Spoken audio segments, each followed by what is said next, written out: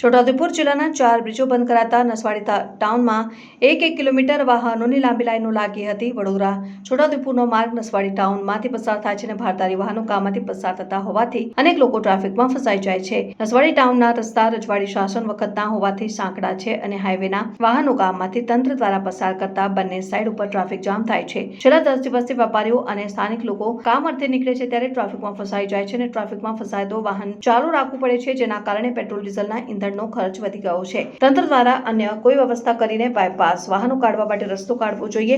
નસવાડી ટાઉનના લોકોને મુશ્કેલી પડી રહી છે। રિપોર્ટર મોહસિન સુરતી, છોટાઉદેપુર। કિલોમીટર લાઈન પડે છે અમારે કન્યાદાન ચોકડી પર, બોડેલી ચોકડી પર। અહીં ટ્રાફિકની સમસ્યા વધારે રહે છે।